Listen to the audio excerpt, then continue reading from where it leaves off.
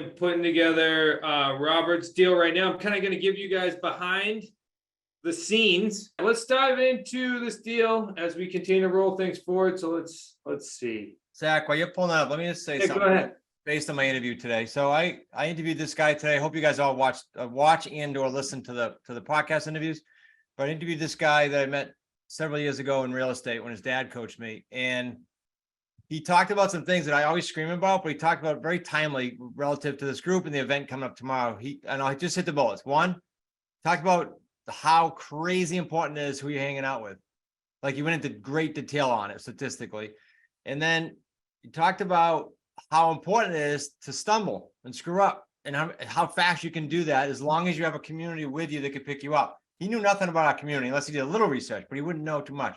So it's so important that you guys know that you are going to stumble, you are going to do that. But the purpose of tomorrow is to show you all kinds of scenarios so that you're getting more and more comfortable, more and more confident, more and more competent, and you don't mind stumbling because we're here to pick you up. And then of course the deal structures. When you start getting your teeth into the deal structures and you know when a seller's talking exactly where you're going, that's when you start racking up the payday three paydays. So just those of you who are coming, I encourage you to engage big time, meaning be with us. If you can't because you're at work, okay, that's the next best. But if you're able to do it, stay in the edge of your seat and stay glued with us and ask questions and let's get after it. Love it. No, great points. Again, those of you that don't have your ticket yet, we're literally giving it to you for $20.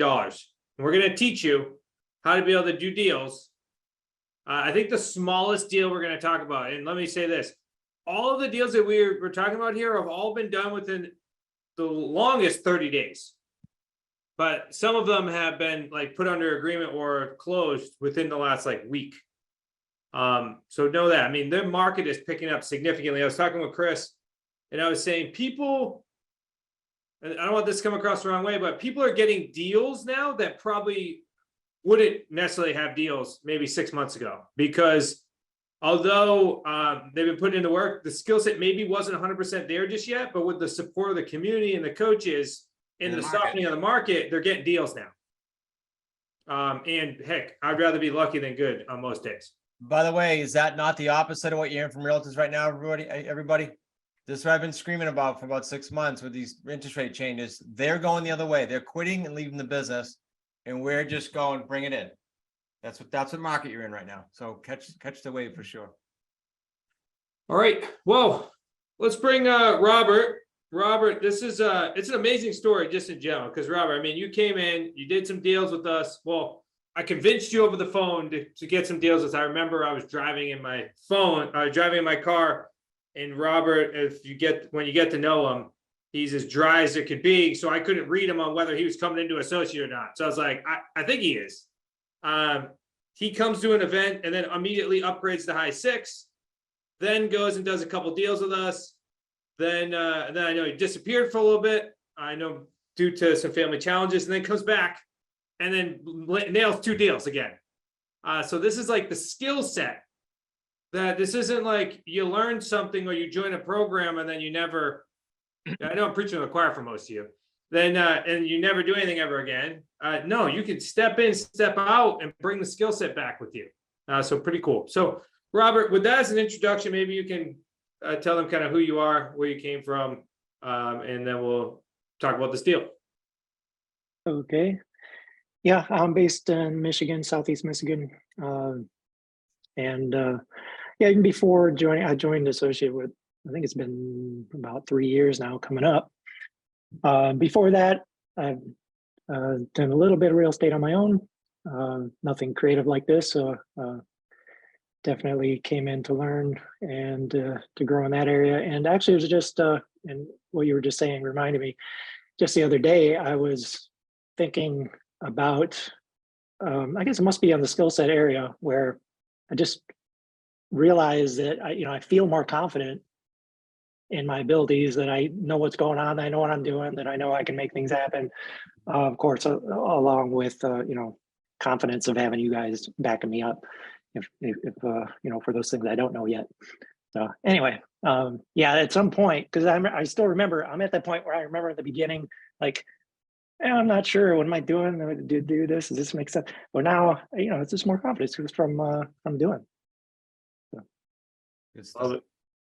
Very good. So before we dive into this deal, and this is the one that you recently, I believe this is the one that you recently put, just collected up payday one. So, talk about the deal before I share screen. Maybe talk about the where you found it. Talk about maybe the seller situation, how the conversations may have gone. Give us some background and context on this. Yep. For one thing, this is the nicest house I've ever been involved in. It's practically brand new. The guy built it for himself. He's an engineer, meant to be his forever home. So he, over-engineered it, as they tend to do when they're building for themselves. 10 acres of wooded land, for hiking, hunting, whatever you want to do, with the ravine going through it. It's amazing. But his intent was this was their last house, but some family issue came up, so they moved out of state to take care of family, and couldn't sell it. He couldn't get the price he wanted anyway, and so took it off the market over the winter. So that's when I called on it, expired listing. And just so happened, so he's, I think, in Maryland, somewhere out in that way, and he would drive out back to Michigan every month to check on the house one day and then drive back.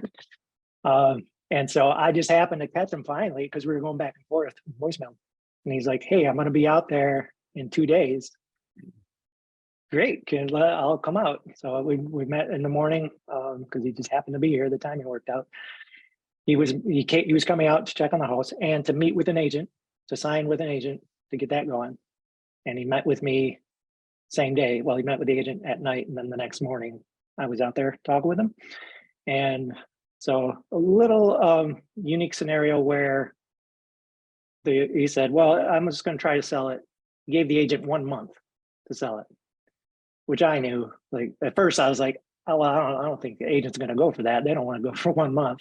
Right. But this was an eager agent, I guess. And he said, "Yeah, I can do it in 2 weeks." So go for it. So they gave the agent a month, and then so I couldn't show it for a month. I could advertise it if I wanted to, get that ball rolling, but I couldn't do any showings. That's kind of, my hands were tied.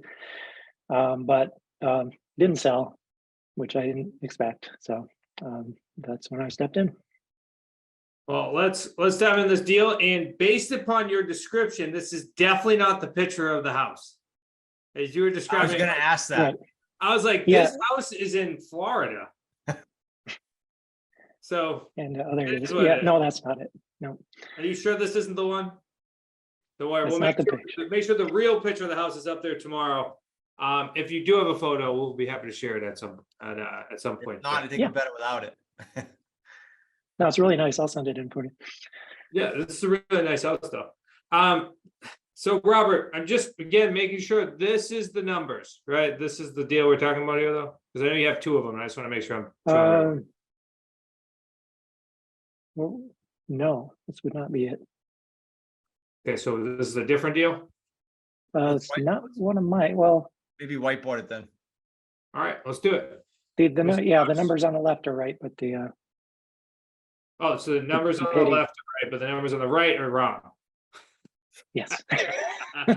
All right, let me just pull it. Let's do this. I'm gonna just pull up a simple Google sheet and we'll get rolling.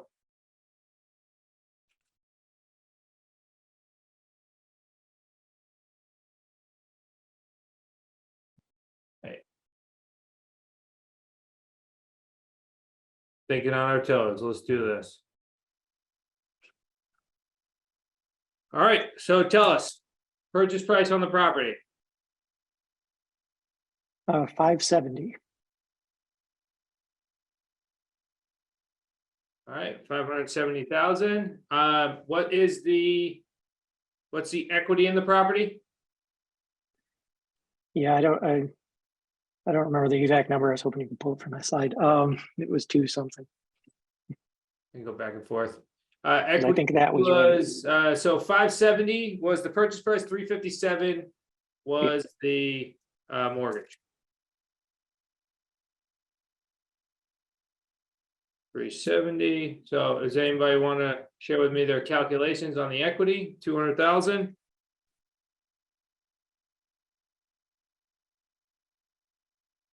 All right, and what's the monthly payment? Monthly payment out is 2,670 around it.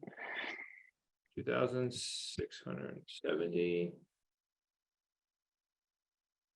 Okay, and do we know the principal on this? Principal pay down 620. $620 per month. Okay, all right. So let's walk through sell.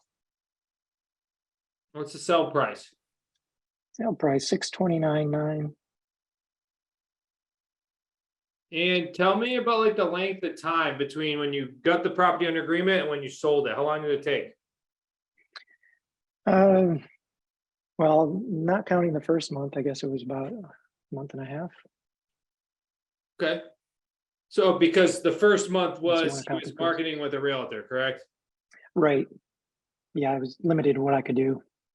Although I guess, if you want to count that or not, but Okay, so let's say at a maximum like 2.5 months. Yep. Okay. All right, so tell us about the buyer. yeah, it's a lady with 3 kids, and she is a business owner, independent business owner. She does corporate cleaning, cleaning the office buildings and warehouses and whatnot. And it's a great business from from what she tells me. So has a great business, but as her challenge here, why she's looking to do rent to own is somewhat recently, a year or two back, her business kind of hit a speed bump. And so she sacrificed her own credit score basically to keep the business going and make payroll and all that to make sure she can take care of her people. But took a beating herself. So she had great credit, but then it went nosedive. So she makes good money. All of that's lined up. It's just no credit. So the banks don't like her yet. So it's not like her business took a nosedive, but it's back up and moving forward again. Yeah, it was just one big client left her. And so she had to scramble to recover from that, but good recovery. Okay. Cool. All right, fair enough. Monthly payment that you're selling for. 3570. Right. I forgot to ask you, what was the term on this deal? I got 5 years, 60 months. 16 months, and it is a lease purchase, correct? It's a right sandwich.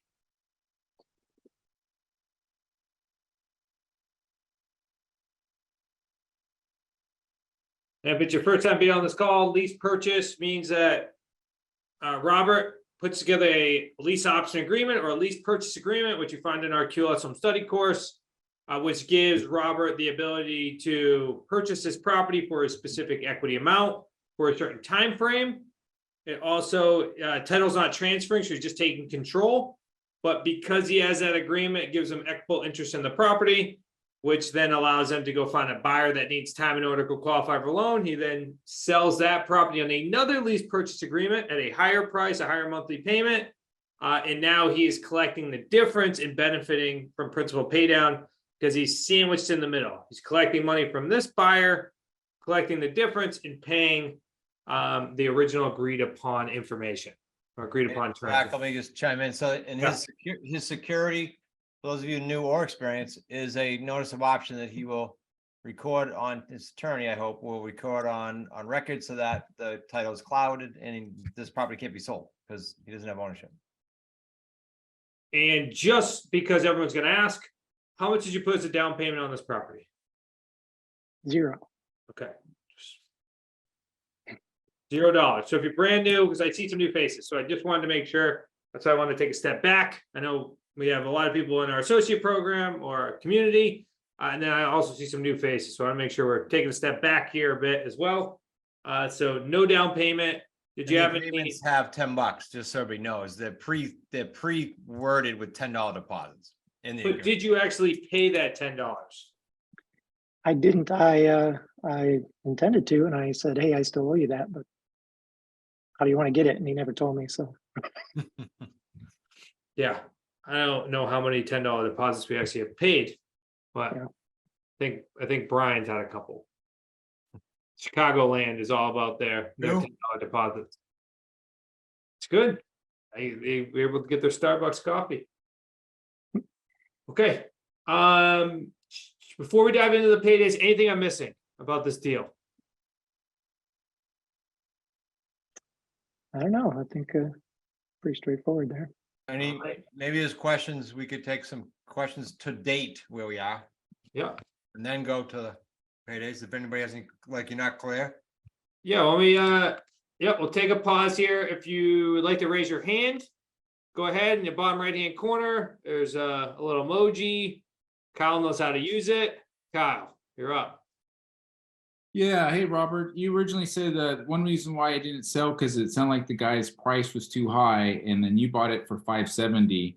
Was that his original price, or were you able to talk him down? Yeah, that's a good question.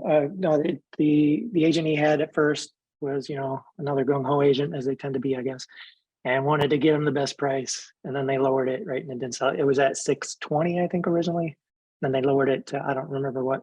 But no, in this case, he had an appraisal done in December, so it's like fresh appraisal we had at 570. So I just said, yeah, I'll give you that. Let me say this to Kyle's question, which is a great question to bring a bunch of things up. Please remember when you're talking scripts, and especially if you're new, when we talk sandwich leases like this, we don't talk price. We talk price relative to how we're going to calculate how much equity is here. 570, okay, you got 200 grand equity. But the agreement doesn't talk about price. The agreement talks about Robert's going to cash this out on and before 60 months. And by paying off the present mortgage balance at that time, it's going to be much less, and then give him the 200. So you always talk net, 200 in this case, not price. Price is for the formula, which is why we did it. And in this case, he was good with that because he was calculating, oh, I would have paid commissions, et cetera, et cetera. So he got the idea. Pretty good for him. Sweet. Vicky. Hi. Was there a payment, an option payment from the buyer? Yeah, we'll get there next. Yeah, we haven't got there okay. yet. Okay, We haven't talked paydays yet. Vicky, you Oh. jumping the gun. thank you. Vicky, that's what they call her. Jumping the gun. Go ahead, Dennis.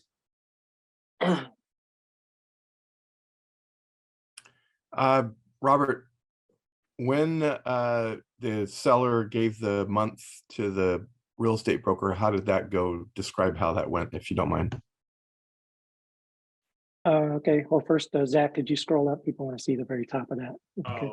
Oh, there it is. How'd that go? I mean, it really didn't, I wasn't really involved in that. It was just, I knew, the agent wanted to try to sell it. So the agreement was, I just can't show it at the same time. So he had 1 month. And, I kind of checked in later on just to see, did you sell it yet? One time, like when the month was almost over, and then, he said, hey, here we go. Well, that was it. So it's pretty simple. Because I wasn't dealing with the agent. It was all the owner set that up from the beginning. Hey, you only have 1 month. So it wasn't like he came back later and said, cancel. That was the agreement from the start. Here's I just something want to key, make though. the seller shared anything with you about that. So if not, that's okay. Thanks. Here's an added script, you guys. And I'd like to know if Robert, when he said he was going to have an agent, do you remember if in the conversation you kind of went back, like instead of accepting it, which sounds like you did, and said, great, we'll see you in a month. Did you try to push or sell or say why creative financing was better at that point, or you just let him go and say, okay, I'll talk to you in a month? Yeah, no, this was at the, when I met him at the house, and he was really saying, yeah, because he really wanted to sell it. And it might have been I suggested we kind of do a hybrid, and I said, no, I don't think I would have suggested that. But oh no, but he did say he wanted to try to sell it, and then I think I suggested, well, maybe you give him a certain time to try to sell it, and then So you I'll step support, in my and point is be you supported him. You didn't Yeah, try to yeah, I like didn't. resell and resell them. Yeah. I list a lot of critiques that you guys, they'll say, I want to do this. And instead of saying, okay, great, we will be your plan B. You try to resell them and they don't want to usually hear that. So good job, Robert. Right. Yeah, he wanted to sell it outright. So I say, yeah, that might, and if you can, great. You don't need me. That's great. Yeah. Exactly. That's also, I mean, I wouldn't expect that from Robert anyways. It's not Robert's style. I think that's why you also get deals done in full transparency is you're laid back and people trust you from that. Looking for people that want to use them. That's it. Not next. Love it. John B. Clark from Outer Banks. You're on mute. Yeah, sorry, rookie. I know that Rookie. our agreements are not contingent on appraisals, and this is obviously a 5-year term. Is there a formula that you use to get from the 570 to the 629? Is Does that Nick question on? make sense? Nick, you here? Yeah. Can you answer that? I am on. There's no formula. We're just, what we want to do is, depending, you got to look at the whole deal, or the deal holistically. Meaning, in this case, call it, just for example's sake, he's buying it for 570, call market value, will be about there because he's buying it for that. Well, appraisal. Yeah, so you would take, if the property's in good condition, which it sounds like it is, the way that Robert described it, take roughly what 10% would be and add it to that. And it looks like that's exactly what he did. And that's your number. Now, if the property needs work, there's no set thing, because if the property needs work, you can't go a full 10%. But it's always taking whatever the market is and then rounding up 10% within reason. Because the majority of these terms that the rent home buyers are locking in are 24 months. And we find in our experience that even doing that, these tenant buyers, when they get their own loan, are walking into $60,000 to $80,000 worth of equity. Awesome, thank you. So it's as much as an art as science, it sounds like. One more thing, guys. Remember, every agreement you do, don't get too caught up on this stuff, because what can you do later? If it didn't sell, what could Robert have done? Go back and renegotiate. Look, the market's screaming. It's not me and you making the numbers up. This is too high. We got to adjust. Always go back and renegotiate. He didn't have to. Awesome. Thank Lynn. you. Lynn, you're up. Okay, hey, let's see. I was just wondering, so I'm new to you guys, but I've been looking at creative finance and real estate investment and sub two for a little while, just kind of learning things. And what I'm curious about actually is how easy or difficult or convoluted or whatever it is to find the deals themselves. Because I love what you can make work in real estate. You can make so many things work, especially if you're working with the right people. I was just curious how you guys find the deals, how hard it is, all that. Maybe one of the coaches can help with that. I was gonna say, let's start with this though. Great question. Let me say it. Great question. Thanks for coming. I look forward to helping you out and working with you. And if you attend tomorrow, you're gonna see all different places in which we find deals. Okay. But Robert, maybe we could start with, how did you find this deal? Where did you find the deal? I know we say expired listings, but maybe walk through that process and then we'll hit the other coaches. Sure. Yeah. The simple story is we get a list of houses that were for sale but didn't sell for whatever reason, or were pulled off, or whatever it might be. And we call on those. So that's a short story. The answer of how do you find them, and it's not, I wouldn't say hard, how hard it is. Not hard, but it's this regular activity, making the calls and getting better on what you're saying, and making the calls and then keep making the calls until you find somebody that's like, yeah, I'll be out there tomorrow. Why don't we meet? Which is what happened here. So that wasn't hard. I just had to be there at the right time to, which means, you can't be there unless you're making action. So it comes down to just taking action. I'd love to hear maybe one other coach and then we'll jump to Morgan because we'll dive into all this stuff tomorrow as well. Brian, why don't you tell us about how hard or easy it is or your process for finding deals?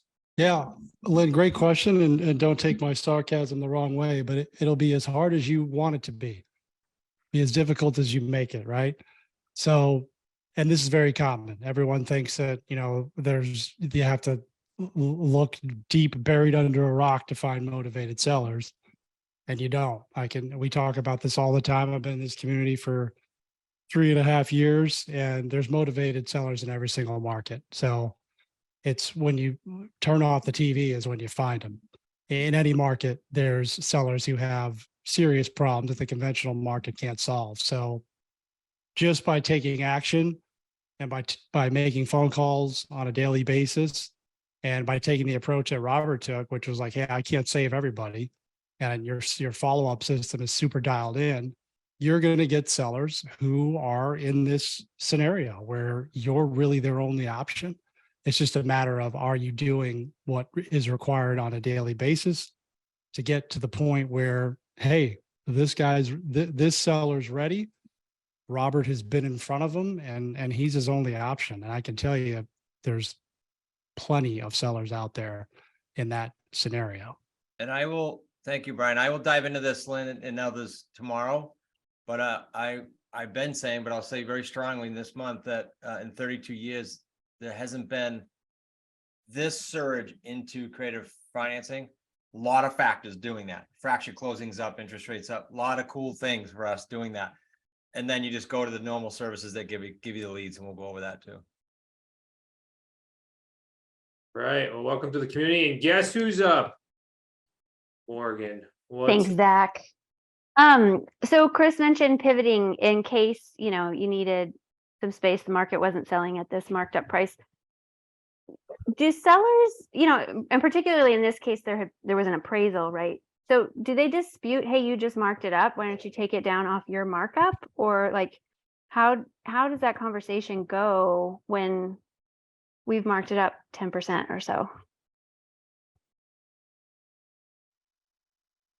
Are you asking? So can you repeat the specific question? Then we'll have Robert and we'll have a couple other people chime in. So Chris mentioned in the event that that Robert hadn't found a buyer, right?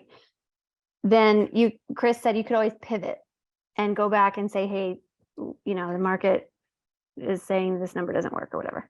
And what I'm saying is, does the seller say, well, yeah, you marked it up 10%.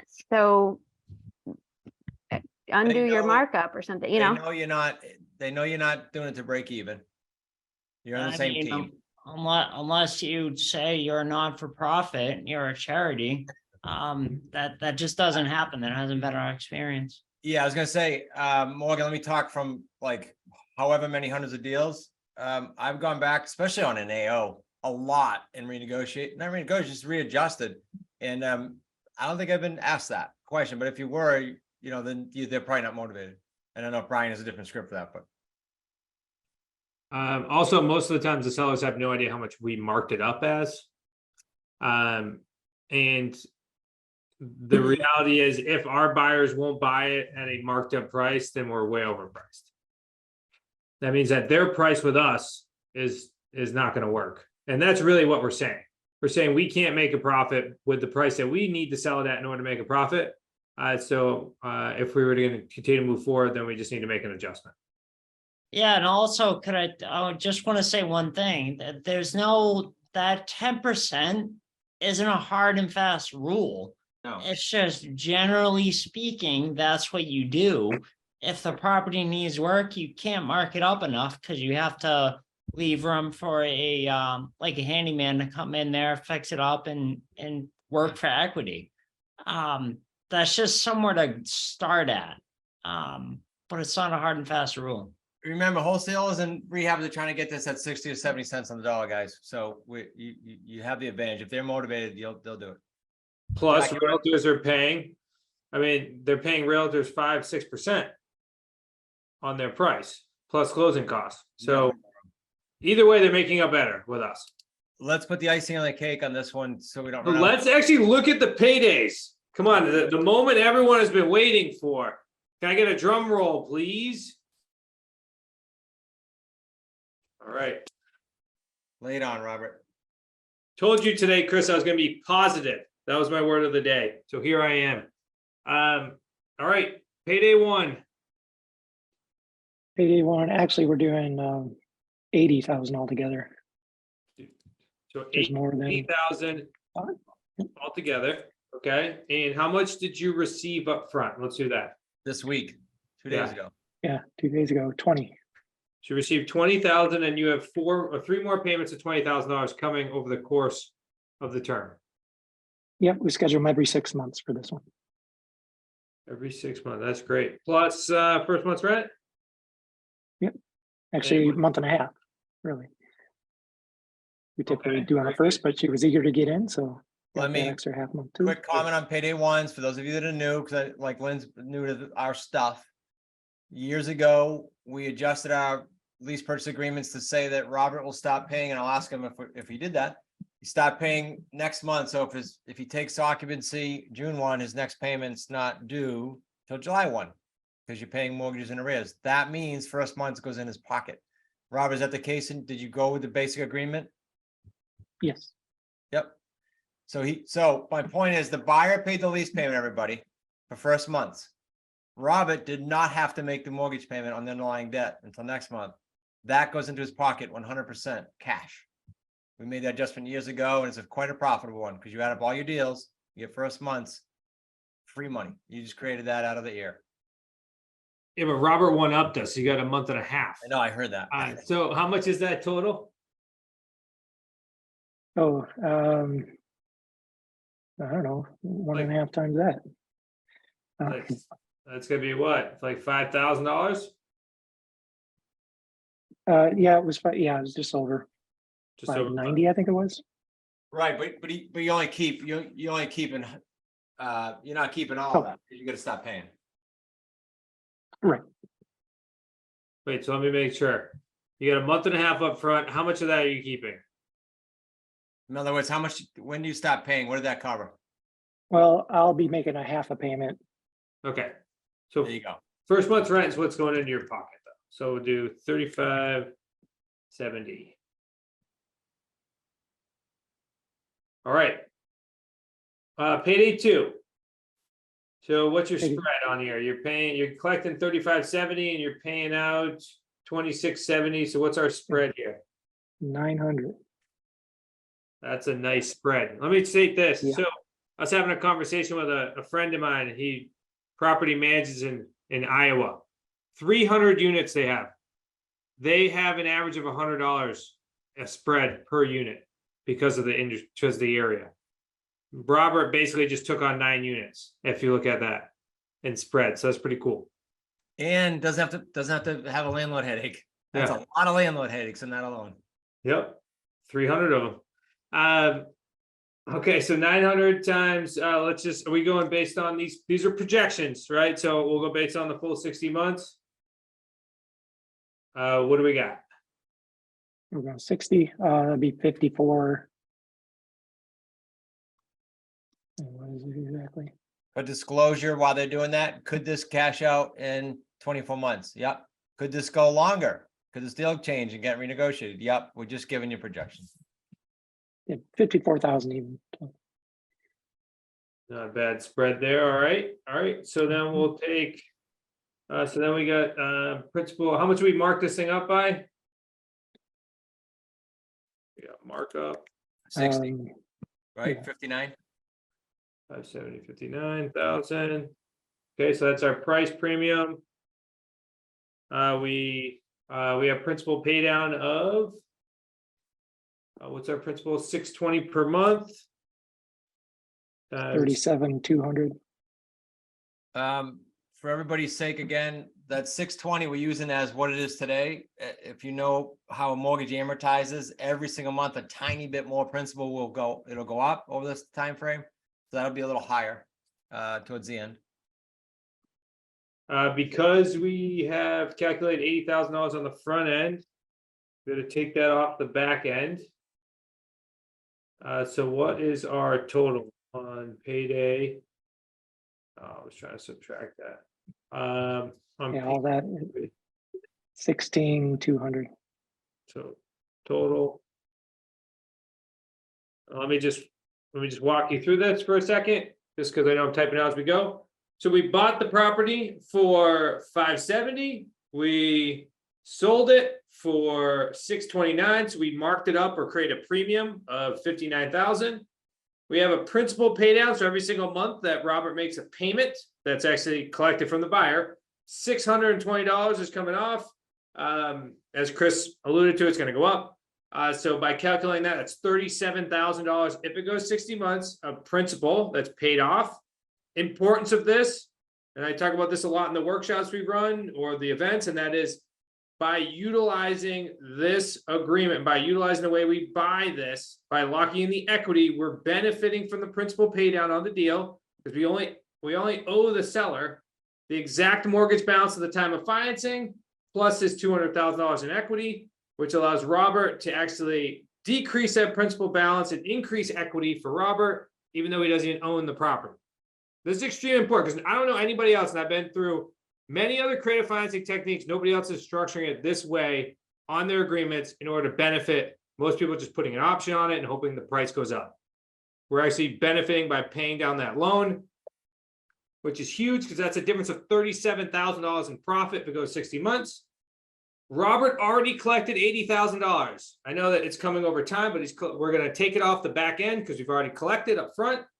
So we have to subtract that because that $80,000 is going to be credited towards the buyer's purchase as a down payment. So they can go ahead and present that to the bank.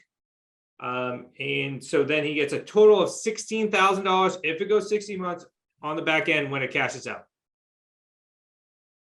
A lot of people ask where that money goes, Zach, lately too. So all this becomes a regular conventional closing, just like any of you would have bought a house at the end of the term. It just becomes a regular closing and they get credit on the settlement statement for their 80 grand paid. Of course, it has to be sourced on our end and their end, just like they're, again, buying a house today, same qualifications stand. So what that means for everyone that doesn't know what sourcing means, they need go to ahead, sorry. see, the lender needs to see the money leaving their account.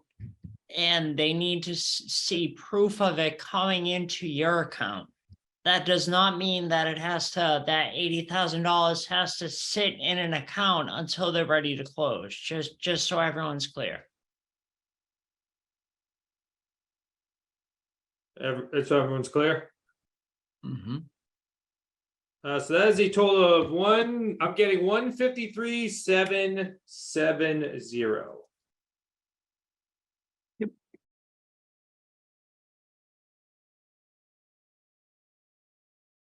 All right.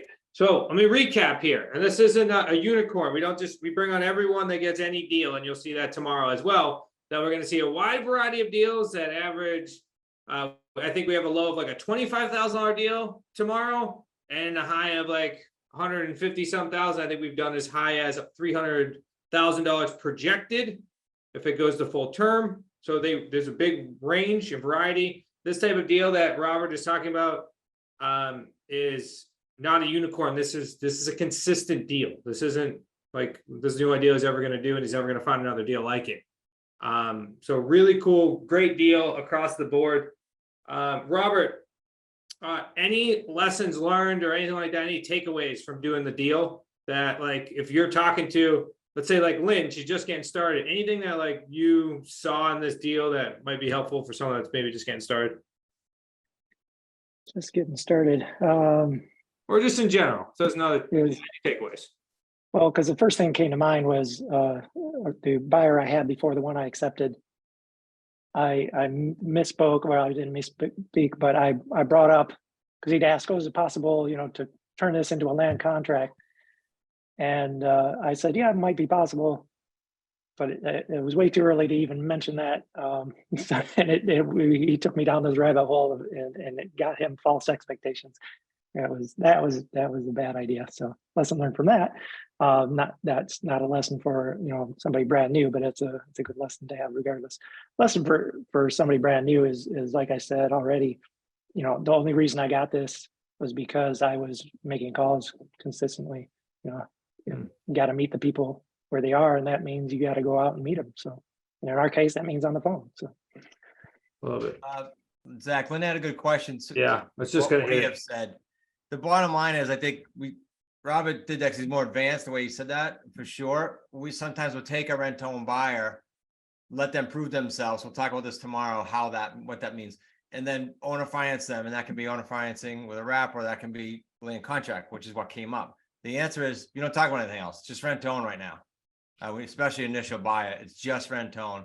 We don't bring that up until later, perhaps at the buyer meeting, but we'll talk tomorrow about different ways of exiting these. And Linda, I did have another question too, and she said, are there markets/states you don't look in? I know it doesn't have to be local, but I'm in California. We don't do any deals in any states, period. No, I'm just kidding. Every state. We got Mike, who's one of our coaches. He does deals in California, has been doing deals in California. We got deals in New York, Florida. Nobody can do deals in Denver. We just did a whole bunch of deals in Denver, Massachusetts, Rhode Island, you name it. There's more than likely, if you name a state, we've at least done a deal or have active students doing deals in that state. Could one of the coaches take, I think it's Norman's question about what if he wanted payments on the 200? Oh yeah, Steve, sorry, Steve completely called me out and said, how about Rusty? You just did $100,000 payday in California. That's what I was thinking, but I didn't want to say no. Oh, call me out. This is good. Yeah, Coach Rusty with $100K down payment in California. Right, so Brian or any one of the coaches, I can't see the whole board. What happens? The question is, what happens with the 200,000 equity if he wants a payment every month?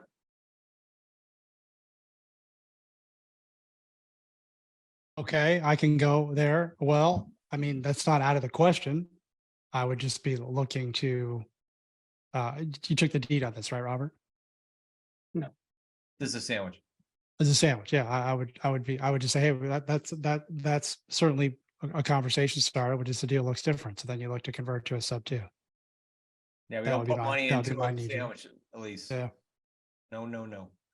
But plenty of room in this one. If you ended up going down that path, I mean, 900 a month spread. Sure, you can Right. get some of that. Yep. Yep. Love it. All right, everyone, enjoy the rest of your day and we'll see you guys tomorrow. See you tomorrow, everyone. Okay. Hi, See ya. everyone.